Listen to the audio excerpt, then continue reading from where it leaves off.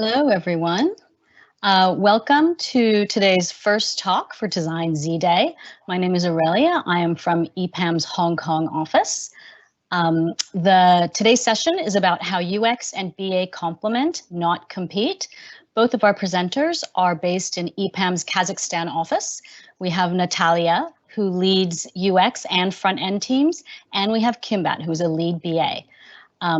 Please open your Q&A and be sure to post your questions to the chat. I've just made an announcement, and we'll ask the questions at the end of the talk.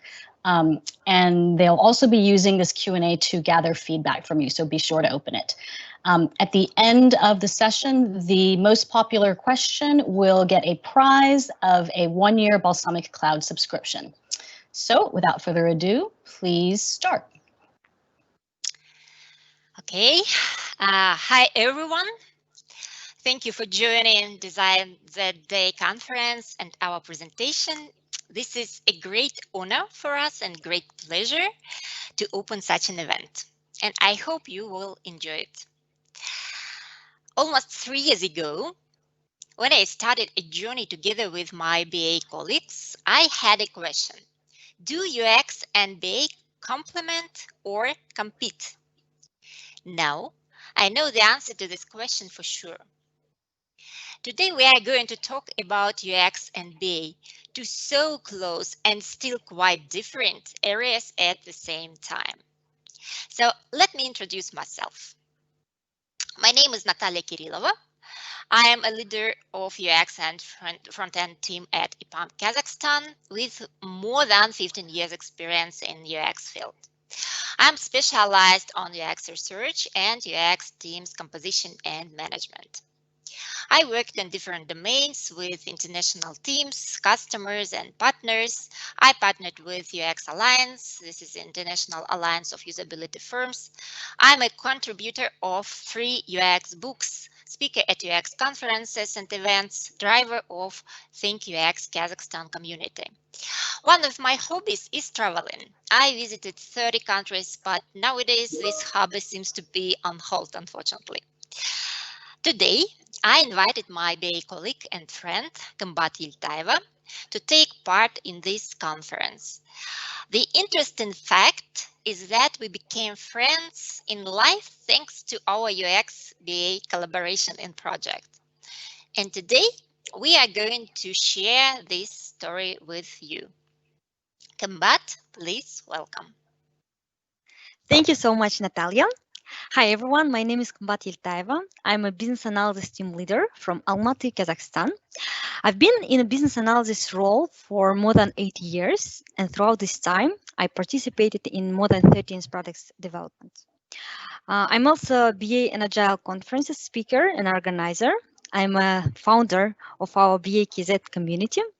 And also, as Natalia, I do have a hobby, which is suspended for now. It is marathons and ultramarathon runner. So I hope that after this quarantine is over, we'll all get back to our hobbies. That's it about me. Thank you. Natalia, please. Yes, thank you, Kymbat. Now, it would be great to know something about you, our dearest audience. And for that, please open the slider.com website and enter the code that you can see on the screen, 68199. So please open this website. You can join us on mobile phones or desktop. You can use QR code to access the website. Please go to this website and enter your name, your country, and your role. That would be great to know who you are, where are you from, your role in your company or in your project. So please join this website. I see that. Okay, if you have any technical difficulties, please write us in the chat that you have some questions or problems. Okay, please join us. Don't hesitate. Okay. So please type your name, your country, and your role. Thank you. Thank you. The first answers are coming. Hello, Sasha. Hello, Edward, Alexander, Daria. Nice to meet you. Nice to see you here today. Okay, Russia, Singapore, Belarus, Switzerland. That's so exciting. Kazakhstan. Wow. Yeah, that's great. That's great. All right. I see many BAs and UX people here, but not only them. I see product managers. Okay, someone else. System analysts. Okay, great. China, people from China, Netherlands, UK. Wow. Yeah, this is around the world.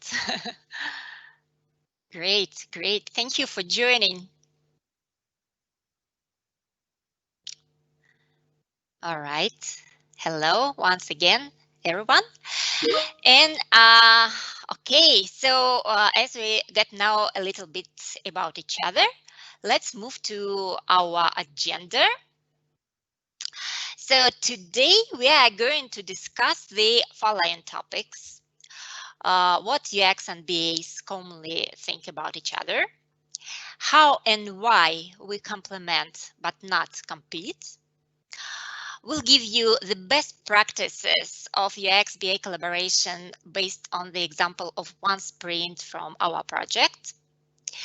As a summary, we'll give you some takeaways, some recommendations from us. And as well, we'll discuss what we can do together, even beyond common sprints.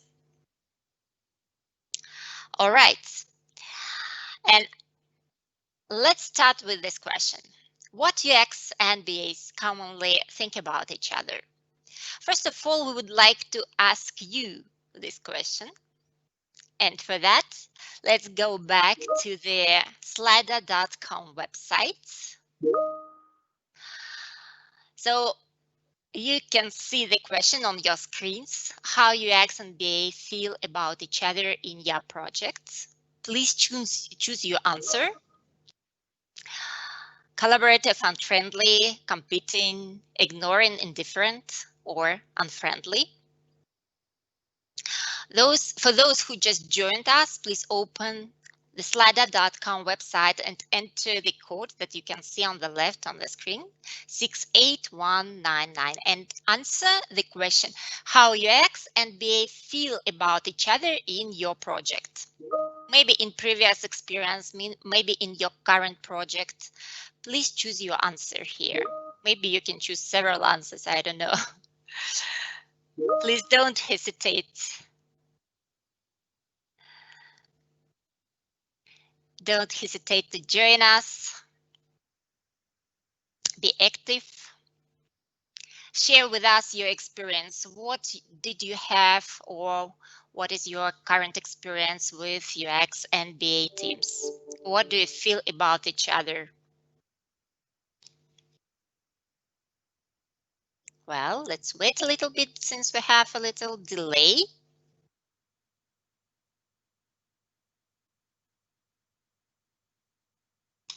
All right. I cannot see any answers. Somehow, yeah, there are 36 people in slider.com website. If you have some technical difficulties, please rejoin. Okay, and let's try to wait for the answers to the question, how UX and BA feel about each other. What experience do you have? For those who just joined us, please enter the code that you can see on the left, 68199.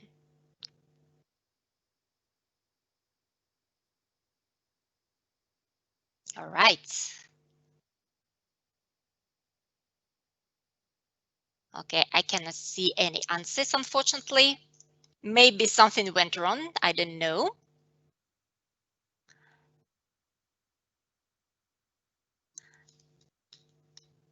Okay, then let's move on.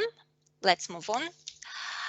Actually, we prepared also some answers to this question, and we concentrated on negative answers.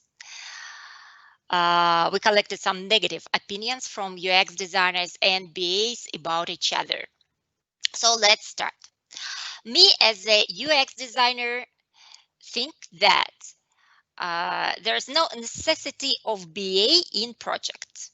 So UX designers can do analysis themselves, and even they can do business requirements analysis.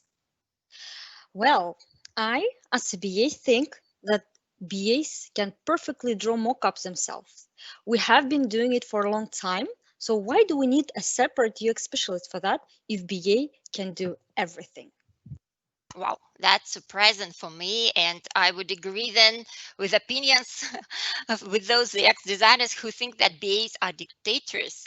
They dictate everything from informational architecture to labels on forms, and this is not right. Well, at least we do something. You know, UX is just about appearance. They just draw a beautiful design and that's it, nothing else. Okay. I would say that BAs make everything complicated. Everything BAs touch becomes very much complicated, especially for the end users. Well, at least we explain it because UX, they don't provide any explanations. They just throw you some beautiful design and you have to understand it yourself. Well, BAs give the users everything they think they need, which usually ends up as a mess and messy products. Well, I, as a BA, think that UX sometimes make too creative design. It's so creative that it becomes complicated and it's difficult to understand. Yes, we are creative, but in case of several business analysts in project, it becomes too much creative, you know. They have different ideas resulting in very different designs, making a very inconsistent product. And this is a nightmare. But UX don't understand it because they don't attend meetings. And then we as VAs have to spend our precious time explaining all these things to UX again. Okay, unfortunately, we can meet these opinions and such relations in our projects when UX and BAs compete instead of complementing each other. Am I right, Kymbat? Indeed, Natalia, this happens. I myself once was involved in such project. Now you will see on the screen a very beautiful sculpture of Ali and Nino. Yeah, you see it right now on the screen. This sculpture is located in Batumi in Georgia, and actually it's moving. But the snapshot is made in such time when two sculptures looking in total different directions. And you know, sometimes it's how UX and BA people feel about each other. Not communicating between each other, totally ignoring each other, and sometimes even competing. So the analogy is striking. And the question is it possible to make such two sculptures communicate? Is it possible to make UX and BA collaborate and not compete? Let's see. Let's see the focus areas where UX and BA could collaborate between each other. Right now you see on the screen the focus area which we put together for BA and UX. The first one is users, and this is a field for complementing between UX and BA. Because traditionally it's understood that it's UX people who has to deal with users, but not only, because for BAs, understanding users would provide a perfect insight into creating a perfect requirements. The next area where UX and BA could complement each other is business. Again, some people might think that business need, business value, business drivers, it's all for business analysts, and UX people don't have to deal with it. Well, if UX and BA would collaborate and communicate, then BA could share to UX designer business insights, and this, of course, would result in better product. The next focus area between UX and BA is technology.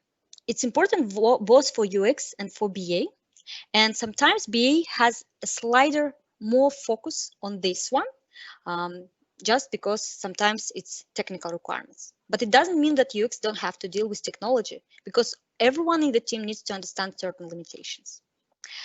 The next one is stakeholders.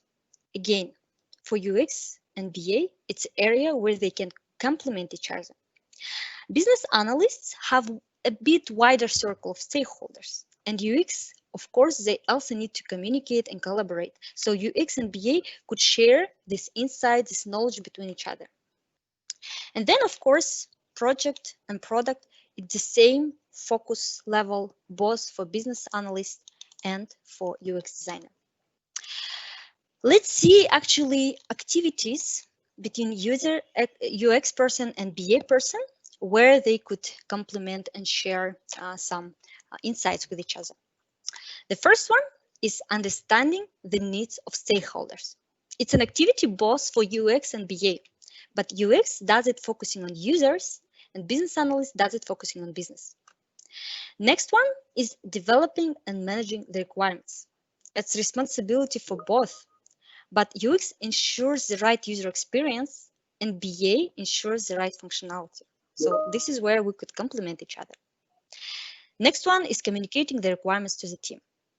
For UX people, it comes in the form of design artifacts, and for BA, it just comes in different form, in form of documents and diagrams. Understanding where we are and understanding where we are going, it's an important thing. UX ensures in terms of designing solutions, and BA does it, ensuring business and processes.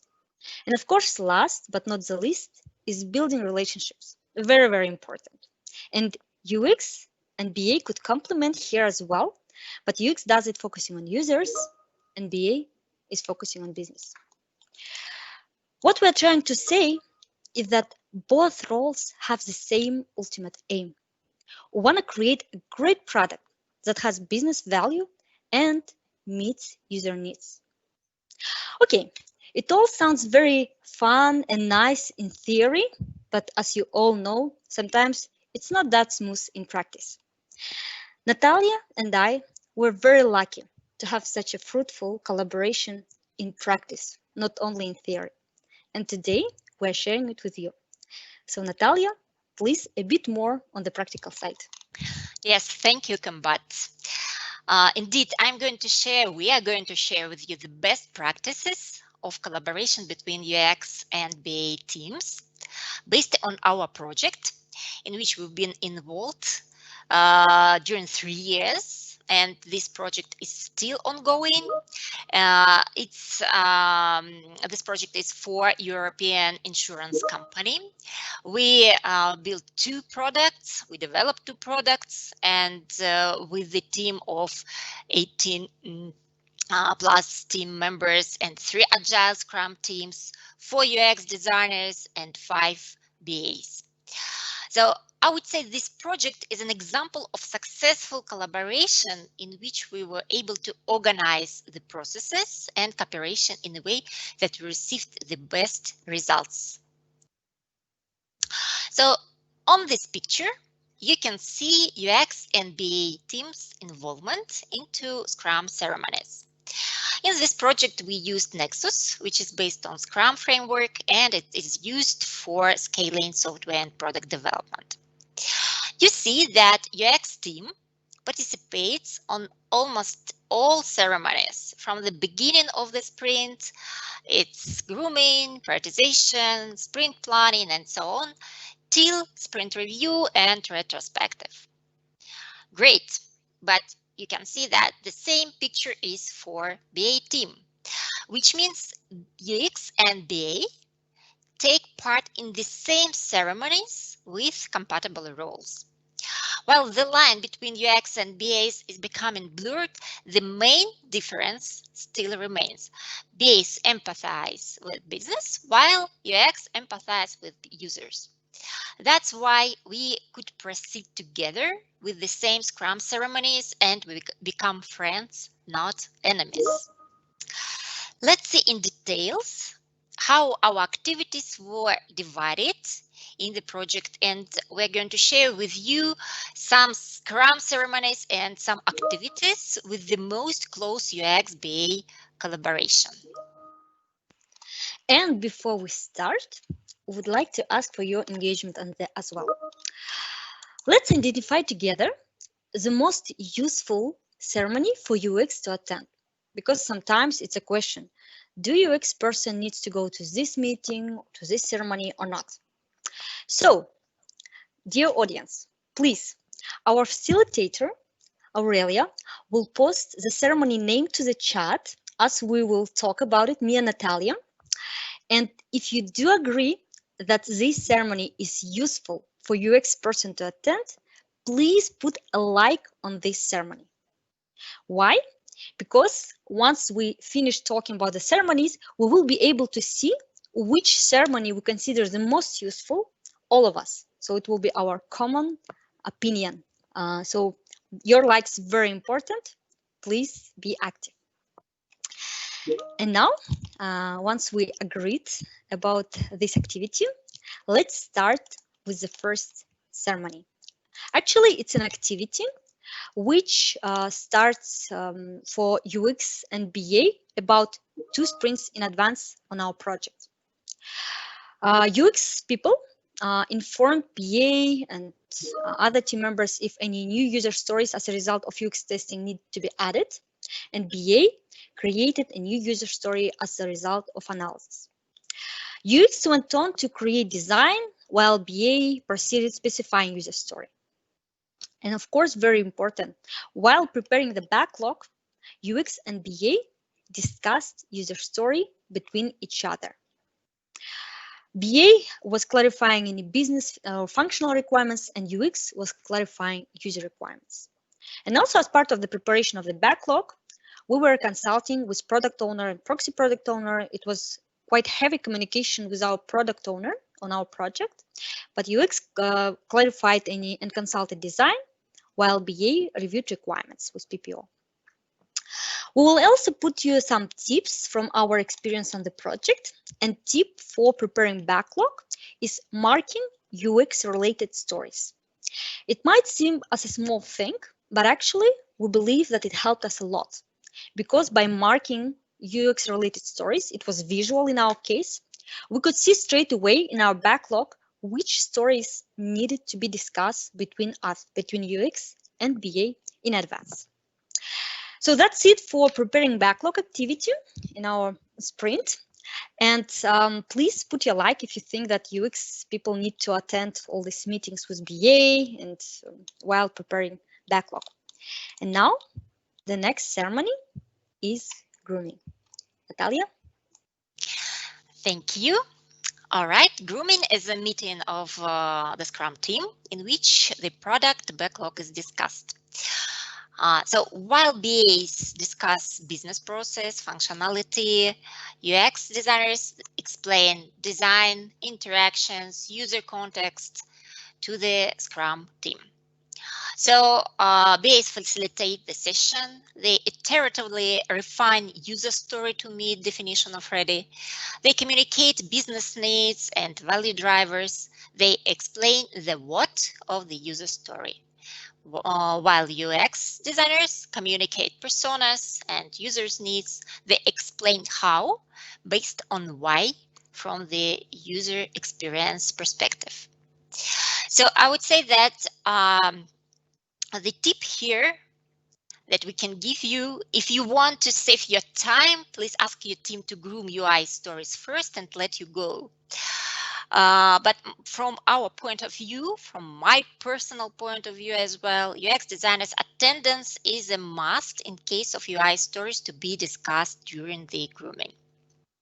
So please put your likes to the chat if you think this ceremony, this activity is useful for UX designers and maybe you are going to use it in practice. Please vote. And the next ceremony is prioritization, which is Kymbat is going to explain. Yes, so prioritization. I know that on some projects, teams don't have it as a separate meeting, as a separate activity, but we saw it useful in our experience to put it as a recurring meeting once per week. So what UX people were doing on this meeting? They consulted our product owner on UX test results and priorities, and BA consulted on any technical limitations if there were any. LC UX had a chance to communicate design dependencies, and BA communicated functional dependencies, and all of this information was useful for our product owner to make an informed decision. The tip we have here is for UX to share priorities with BA in advance. You see that in our project, we were talking between each other all the time. That's why sometimes UX people would say, hey, you know, we cannot make it to this prioritization session, and just please pass this information to product owner, and for now we would skip it. So if you find the prioritization session useful for UX to attend, don't forget to put your likes. And now we're moving to the next session, which is sprint planning. All right, sprint planning. For UX designers, again, it is preferably to participate in these sessions because Scrum team might have some questions about UX designs to ensure more accurate sprint composition and planning. Sometimes UX designers might think it is boring and useless session, but on the other hand, it's very worth to the team. You see, BAs facilitate this session, representing stories to the team. They remind about business needs and value drivers behind the user stories and surface functional dependencies, while UX designers remind about user needs and goals and surface design dependencies. And our tip is, again, if you want to save your time, ask your team to go first, to review your UI stories first. So please vote for this activity if you find it useful. Please put likes into the chat. And the next activity, I would say, is the favorite one, isn't it, Kymbat? Yes, indeed. It was favored for both for UX and BA teams. It was our cozy small sync meeting where UX could clarify any business need to design right UI with best user experience, and BA was able to discuss any value drivers, any business needs to make sure that it's an input for future design. So UX would understand the business need. On this UX BA syncs, UX had a chance to communicate to business analysts any UX context, and BA shared any technical implications with UX. Which tip we have for you on the UX BA sync? Well, it's to put this meeting as a recurrent placeholder in your calendar, but run it once you need it, because sometimes you could just skip it, but most of the time we did use it as a foundation to share information between UX and BA. So if you like this ceremony, if you find this useful for UX to put their time on this one, please put a like on the name of the ceremony. And the next one is PO sync, product owner sync. Natalia, please. Correct. Yes, that's a product owner sync or Proxy product owner sync.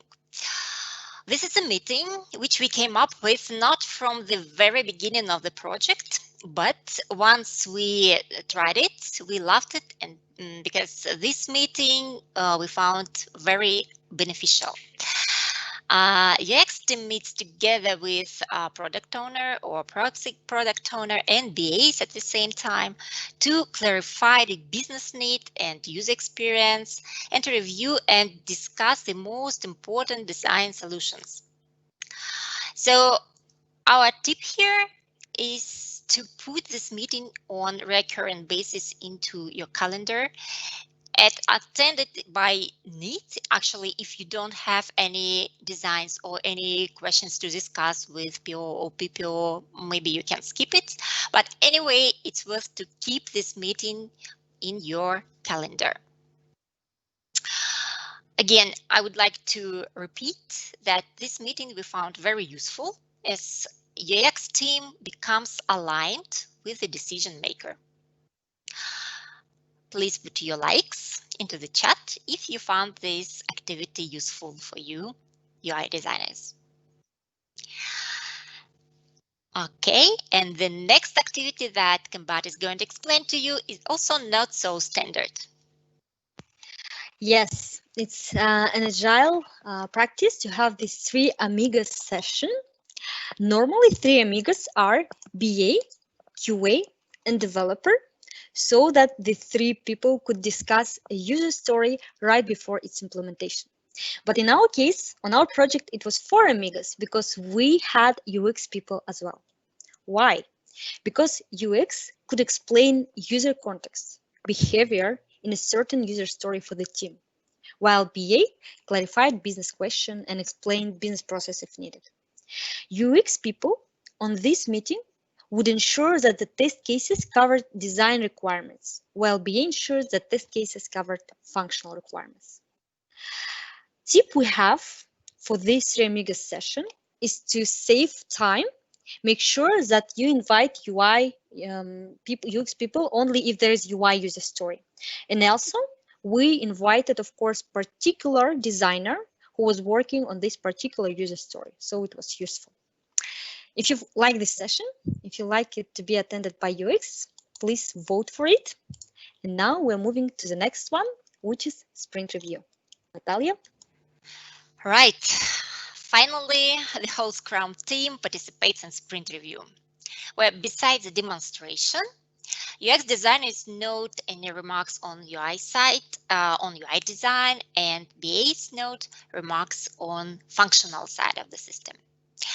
We as UX team had a practice of presenting user stories which with special behavior and which resulted from UX testing, for example. And our tip here is please stay focused to note any minor issues that were not identified by other team members before. And this is important and quite interesting because sometimes only UX or UI designer who worked on a particular user story could mention minor issues or inaccuracy, and nobody else can do that. So please stay focused. Please attend sprint review, and please again put your likes if you think this activity is worth for UI designers to attend. So we've went through several joint activities, and now Kymbat will name our winner. Yes, thank you so much for being so active and helping us to identify the most useful ceremony to attend. And I would name top 3 ceremonies on which you put the most likes. So the first one is preparing backlog. So indeed, UX people, they find it useful to attend this activity. We're very happy to see that our UX and BA sync got also a big number of likes. So you guys think that it's useful for UX to attend this separate sync with BA. And the last one, but not the least, is grooming, that UX people find it useful to attend the grooming session. So again, thank you. It was our common activity to identify the most useful ceremony. And thank you for working with us through our one sprint from our project. And now we would like to share with you some takeaways based on our experience. And the first one would be to start early. Natalia and I had the pleasure and privilege to be starting this project from the scratch. And UX, as well as BA, was involved from the day 0. I know that sometimes there is an opinion that UX people need to be engaged only when there's some design is going to be developed. Well, we believe that starting early ensures the success of collaboration between BA and UX, but also ensures the success of the whole product. So this is our first takeaway. Next one, Natalia. Yes, the second one is to define UX-BA collaboration process at the beginning of the project and customize it as you go. Well, this is important one, very important one. I must confess that we spent quite some time at the beginning of the project to define and describe the collaboration process between two teams. First of all, we had to adjust to each other. And second, we had to introduce the process to the team and to our customer. Most of the processes have been improved several times after we tried them to go live. And finally, when we end up with a smooth procedure. And I'm sure that it's not the end. While the project is live, the process is being adapted. The next takeaway is one which we reinforced again and again throughout this talk, and this is discuss requirements and design between BA and UX to learn from each other. Because sometimes, UX just throw some design at BA, and BA without any explanations just throw some user stories, some requirements to UX. But learning and sharing the knowledge which UX and BA possess with each other ensures the right product both for users and for business. So please discuss requirements and design with each other. And the next one is communicate, communicate, communicate. So sounds very simple, but sometimes difficult to achieve. If you see the three previous ones are also about communication. I think that I'm very lucky having such a great BA team in our project, and I'm very grateful to Kymbat and to her BA team that they were able to communicate with us effectively. They were able to listen to us and to understand us. I think that communication is very important and it guarantees the success. So our communication between BA and UX people should build the bridges, but not the walls.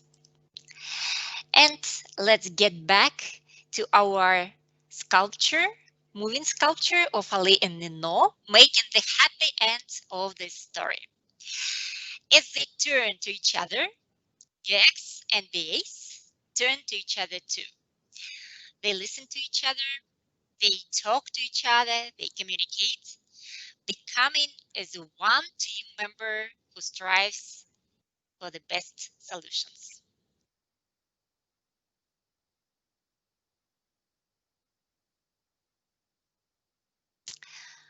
Okay, and the last but not the least, once we know how to establish collaboration between UX and BAs, we can do even more.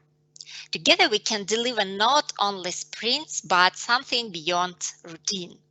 Today, Kymbat and myself are involved into the project, which is related to innovations and innovation approach. This is again something where there are a lot of space to complement each other, but not compete. In the conclusion, I would like to quote Ian Wally, global head of UX Morgan Stanley, who said that clients do not buy UX people and BA people. They buy solutions. Work together to make that happen. We should be focusing on how we can organize our resources and skills rather than on our professional labels. And I think it's very true and it's worth to remember. So I would like to thank you and I wish you good luck and to have great projects and great partners, whoever they are, business analysts or UX designers. Thank you very much for your attention. We would like to invite you to join our communities in Telegram and Community Z, our community Thank UX Kazakhstan and the AKZ community. Please join us if you're interested. And now we are ready to answer your questions. Okay, thank you so much for that great talk. I hope a lot of people found it interesting. So let's see, to the questions. The first question we have is a question about the order. Do design wireframes come first or do user stories come first? Okay, so the process that we had in our project was like the following. So first, we discussed user stories and requirements with BAs, and BAs composed user stories. After that, based on user stories, we created designs. So we could come back to BAs to discuss it again, to check it with BA, maybe with front-end team or someone else. And after that, we deliver our results and we discuss it with the customer, with the customer representative like BA or product owner or proxy product owner. Yes, and just to add here to Natalia, is that we started with the need. Sometimes it was business need, sometimes it was user need, which was reflected as user story, and then collaboratively we discussed it, and then design came afterwards. Yeah, that's correct. Okay. So the second question here is, have you ever tried separate Scrum boards for devs with columns for to do, in progress, QA and done, and a BA UX board with columns like new and analysis wireframing, design, and ready for development? Actually, yes, we used our own UX design Scrum board, so Kanban board, sorry. We used several columns. It was like 5 columns or so.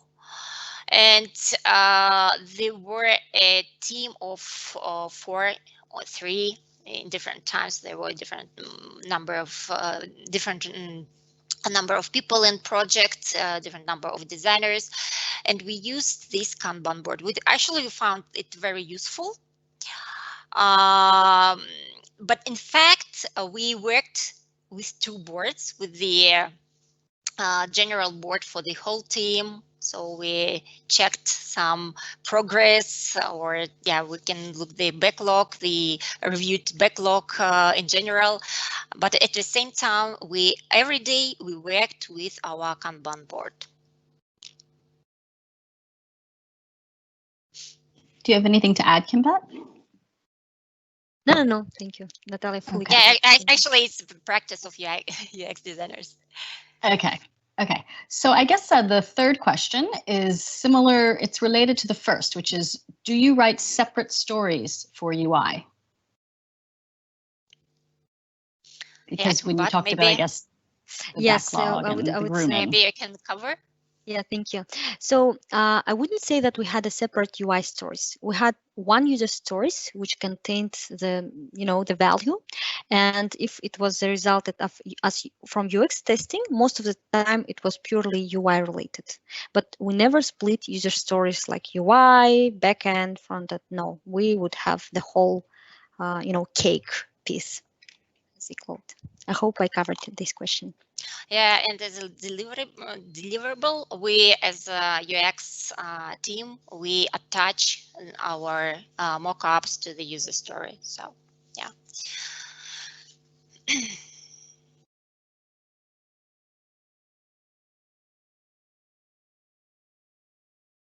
I believe Aurelie is muted. Sorry. Yes. So we just got a couple new questions. No time to vote yet. So I'm actually going to ask, this is interesting. When would you normally do your user research? I guess it's how do you fit it into the Agile process? Okay, it depends on the project. And actually, yes, we already mentioned that we were lucky about this one because our customer was ready to any user research that we proposed. And actually, we did a discovery phase. We made some user research during discovery phase, quite extensive ones. And based on that results, we could start the project. But also, we found out that during the project, in the process already, it might happen that there's not enough data for UX designers to make decisions. So sometimes you can repeat your user research. You can conduct some more interviews, for example, or focus groups or whatever you need in the project to collect more user requirements. And when you have deliverables, when you have some results, you can test them. And we use iterative testing, user testing, in two ways. We use it like on ongoing basis, like we had 3 features delivered and we can test them. And as well, we conducted bigger user testing for more than one sprint results, like it was quite rare, and we had like one big usability test per 3 or 6 months, for example. A bigger part of functionality we tested at once.